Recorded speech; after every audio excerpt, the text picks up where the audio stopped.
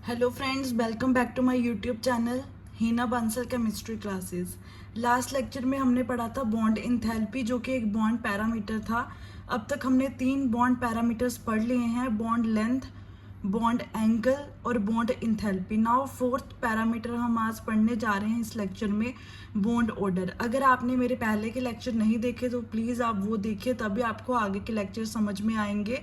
उसका लिंक आपको डिस्क्रिप्शन में मिल जाएगा और मैंने अलग से अपने चैनल पे प्लेलिस्ट भी बनाई हुई है केमिकल बॉन्डिंग के नाम से, वहाँ से भी आप देख सकते हैं। सबसे पहली वीडियो में हमने सिलेबस डिस्कस करा है और वेस्पर थ्योरी हम आगे जाके करेंगे और वीवीटी थ्योरी हमारी कंप्लीट हो चुकी है। ठीक है जी।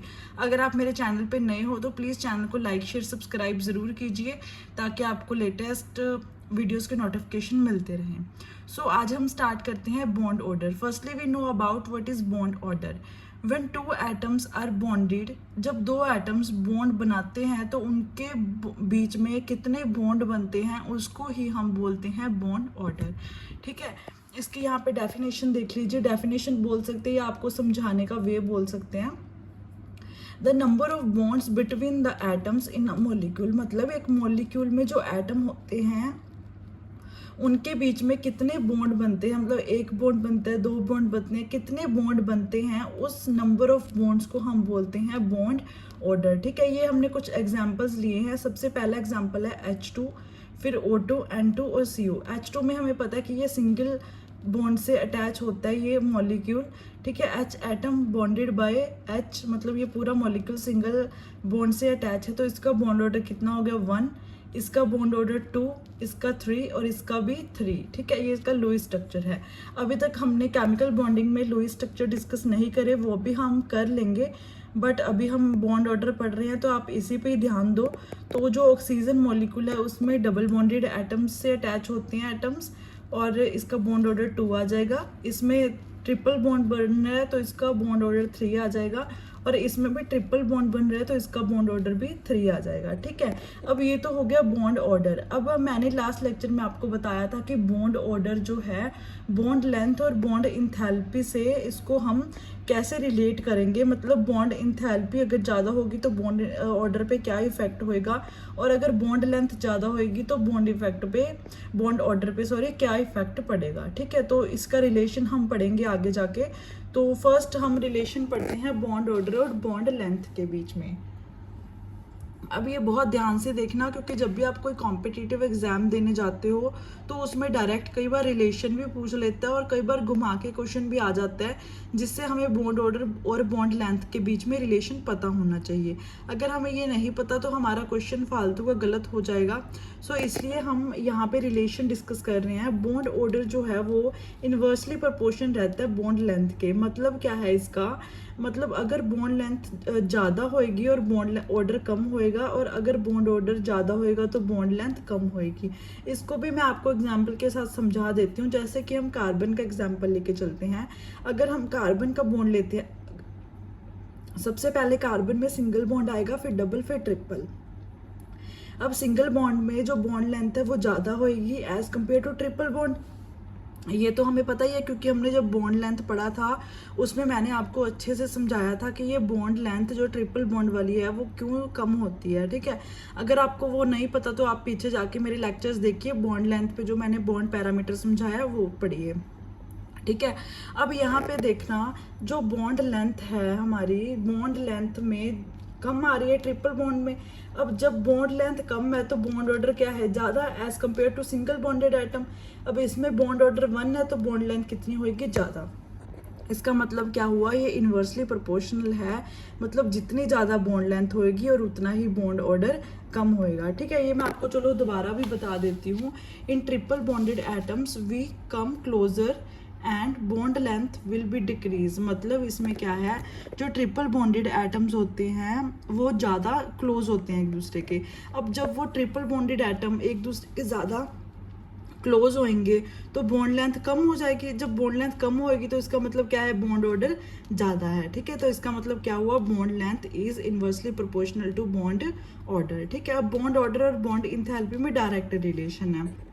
इसका मतलब कि जितना ज़्यादा बॉन्ड ऑर्डर होएगा उतनी ही ज़्यादा उसकी बॉन्ड इंथैल्पी होएगी। ठीक है जी। बॉन्ड इंथैल्पी भी मैंने आपको समझाया था क्या होता है कि जितनी एनर्जी हमें रिक्वायर होती है किसी भी बॉन्ड को ब्रेक करने के लिए उसको हम बोलते हैं बॉन्ड इंथैल्पी। अब हमें पता है कि ट्रिपल बॉन्डेड जो एटम होते हैं वो ज़्यादा स्ट्रॉन्ग होंगे क्योंकि वो कम क्लोजर है एक दूसरे के, इतने ज़्यादा पास है कि उनको तोड़ना मुश्किल हो जाएगा।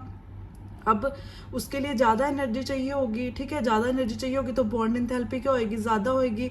तो इसका मतलब क्या है, जितना ज़्यादा बॉन्ड ऑर्डर होएगा उतनी ही हमें एनर्जी रिक्वायर होगी किसी बॉन्ड को तोड़ने के लिए। जैसे कि मैंने बॉन्ड इंथैल्पी में आपको समझाया था एक पेंसिल का एग्जांपल लेके, अगर सिंगल पेंसिल है तो उसको तोड़ना बहुत ही ईजी होएगा एज़ कम्पेयर टू अगर हमारे पास 3 पेंसिल इकट्ठी हैं। 3 पेंसिल इकट्ठी को तोड़ना थोड़ा मुश्किल हो जाएगा as compare to single pencil. तो इसका मतलब यही है कि जितना बॉन्ड ऑर्डर ज़्यादा होगा उतनी स्ट्रेंथ उसमें ज़्यादा होएगी। अगर स्ट्रेंथ ज़्यादा होएगी तो बॉन्ड एनर्जी भी उतनी हमें ज़्यादा रिक्वायर होगी। यही मैंने यहाँ पे लिख के भी बताया, more the bond order more the energy will be required to break a bond. ठीक है जी। तो नेक्स्ट देखिए यहाँ पे आते हैं एक आइसोइलेक्ट्रॉनिक मॉलिक्यूल्स। अब बहुत सारे बच्चों को नहीं पता होता कि आइसोइलेक्ट्रॉनिक मॉलिक्यूल्स या फिर आइसोइलेक्ट्रॉनिक आयंस क्या होते हैं। तो सबसे पहले तो हम इसकी डेफिनेशन पढ़ लेते हैं क्या होता है। Those molecules which have same number of electrons, मतलब कुछ ऐसे मॉलिक्यूल्स जिनमें जो नंबर ऑफ इलेक्ट्रॉन्स आते हैं वो सेम आए, उसको हम बोलते हैं आइसोइलेक्ट्रॉनिक स्पीशीज। क्योंकि इसके नाम से ही पता चल जाता है, आइसो हमें पता है, आइसो का मतलब क्या होता है, सेम। मतलब सेम नंबर ऑफ इलेक्ट्रॉन्स अगर आ रहे हैं किसी मॉलिक्यूल्स में तो उसको हम बोलते हैं आइसोइलेक्ट्रॉनिक स्पीशीज। आइए इसके हम कुछ एग्जांपल्स पढ़ते हैं जिससे हमें पता चल जाएगा कि क्या होता है। ठीक है, isoelectronic species, isotonic species, isobaric, ये बहुत सारी स्पीशीज होती हैं, बट यहाँ पे हम सिर्फ इलेक्ट्रॉनिक आइसोइलेक्ट्रॉनिक मॉलिक्यूल्स ही डिस्कस कर रहे हैं। ठीक है जी। तो अगर आपको उसके भी नोट्स चाहिए, उस पे भी आपको लेक्चर चाहिए तो आप कमेंट सेक्शन में पूछ सकते हैं। अगर आप को इस लेक्चर में भी कोई क्वेरी है तो वो भी आप पूछ सकते हैं। और अगर आपको नोट्स भी चाहिए मेरे रिटर्न तो वो पेड रहेंगे, वो भी आप ले सकते हो। मेरे को कमेंट सेक्शन में कमेंट भी कर सकते हो।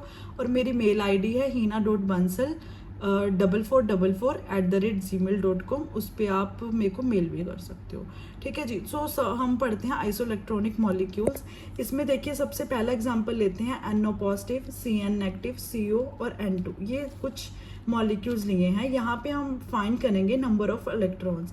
सबसे पहले हमें इसका एटॉमिक नंबर पता होना चाहिए। इसका एटॉमिक नंबर कितना, 7, तो उसमें इलेक्ट्रॉन्स भी कितने होंगे, 7।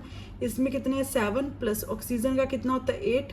और यहाँ पे प्लस है, हमें पता है कि जब प्लस साइन आता है उसका मतलब होता है कैटायन, मतलब वो एक इलेक्ट्रॉन लूज कर रहा है। अगर नेगेटिव साइन आता है तो उसका मतलब होता है अनायन, कि वो एक इलेक्ट्रॉन गेन कर रहा है।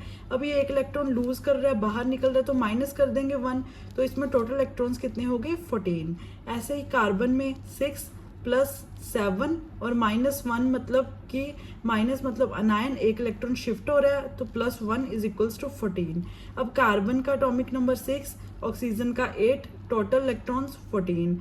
N2 में देखो नाइट्रोजन का 7, 2 है नाइट्रोजन, +7 इज इक्वल्स टू 14। मतलब यहाँ पे देखिए सब जो मॉलिक्यूल्स हमने लिए हैं उनमें इलेक्ट्रॉन्स कितने हैं, नंबर ऑफ इलेक्ट्रॉन सेम है 14। तो इसका मतलब क्या हुआ, जिनके नंबर ऑफ इलेक्ट्रॉन सेम होते हैं उन स्पीशीज को हम क्या बोलते हैं, आइसोइलेक्ट्रॉनिक मॉलिक्यूल्स या फिर आइसोइलेक्ट्रॉनिक आयंस। आयंस इसलिए क्योंकि यहाँ पे हमने 2 आयंस लिए हैं, एक कैटायन और एक अनायन। अब हमें पता है कि नाइट्रोजन में या फिर इसमें ट्रिपल बॉन्ड बनता है। ठीक है, तो ये सब में क्या होएगा, ट्रिपल बॉन्ड होएगा, क्योंकि इसकी एक डेफिनेशन या फिर एक कंडीशन बोल सकते हैं हम, डेफिनेशन नहीं सॉरी, कंडीशन क्या है कि जो आइसो इलेक्ट्रॉनिक मॉलिक्यूल्स या फिर आयंस होते हैं उनका जो बॉन्ड ऑर्डर होता है वो सेम होता है। अब देखो इनमें सेम नंबर ऑफ इलेक्ट्रॉन्स हैं, तो जब नंबर ऑफ इलेक्ट्रॉन सेम है तो ये क्या हो गई, आइसो इलेक्ट्रॉनिक मॉलिक्यूल्स हो गए। अब आइसो इलेक्ट्रॉनिक मॉलिक्यूल्स में क्या होएगा, सेम बॉन्ड ऑर्डर होएगा, क्योंकि हमें नाइट्रोजन में तो पता है कि बॉन्ड ऑर्डर कितना होता है, 3 होता है।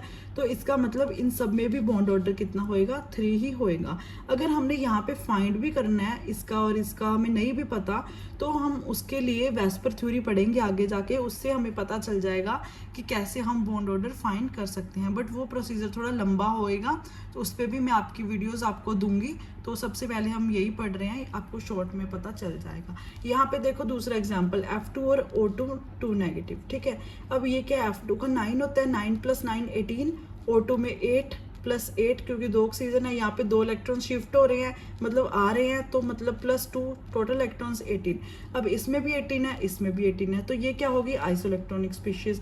अब इसमें बॉन्ड ऑर्डर कितना होता है 1, तो इसका भी कितना होएगा 1। तो इसका मतलब क्या हुआ कि ये भी सेम बॉन्ड ऑर्डर होएगा क्योंकि ये भी क्या है आइसोइलेक्ट्रॉनिक स्पीशीज। ठीक है जी। तो नाउ बॉन्ड ऑर्डर फाइंड करने का एक और फॉर्मूला भी है। यू आप देखो half bracket number of electrons bonding minus number of electrons anti bonding. यहाँ पे मैंने शो भी करा है नंबर ऑफ इलेक्ट्रॉन्स मतलब ये बॉन्डिंग इलेक्ट्रॉन्स है बी, और ए वाला एंटी बॉन्डिंग इलेक्ट्रॉन्स। ये एक फॉर्मूला है जो कि हम वेस्पर थ्योरी में पढ़ेंगे, जब हम डायग्राम बनाएंगे तो वहाँ पे हम सीखेंगे कि कैसे हम फाइंड करेंगे नंबर ऑफ बॉन्डिंग इलेक्ट्रॉन्स कितने हैं और number of anti bonding electrons कितने हैं। उसके बेसिस पे हम ये फॉर्मूला लगाएंगे, तब हमें पता चल जाएगा कि बॉन्ड ऑर्डर क्या होता है। ठीक है, अब के लिए सिर्फ आप फॉर्मूला नोट कर लीजिए, और जिन स्टूडेंट्स को पता है कि बॉन्डिंग और non bonding electrons anti bonding कौन से होते हैं, तो वो आप डायरेक्ट भी फाइंड कर सकते हो। मैंने आपको जस्ट यहाँ पे फॉर्मूला बताया, आगे की वीडियोस में हम पूरा सीखेंगे कि कैसे हम फाइंड कर सकते हैं। ठीक है जी। तो नेक्स्ट टॉपिक हमारा रहेगा डाइपोल मूवमेंट। यहाँ पे मैंने शो भी कर दिया। डाइपोल मूवमेंट मेरा वैसे भी फेवरेट टॉपिक है, तो जैसे जैसे सिलेबस है हम वैसे वैसे आगे चलते रहेंगे। डाइपोल मूवमेंट में भी आपको बहुत सारी नॉलेज मिलेगी, तो बने रहिए मेरे साथ। तो नेक्स्ट लेक्चर में डाइपोल मूवमेंट के साथ आइए। Thank you so much. इसमें अगर आपको कोई भी प्रॉब्लम हो तो आप कमेंट सेक्शन में पूछ सकते हैं। तो अगर आप मेरे चैनल पे नए हैं तो प्लीज़ चैनल को लाइक शेयर सब्सक्राइब ज़रूर कीजिए। Thank you so much. Bye bye.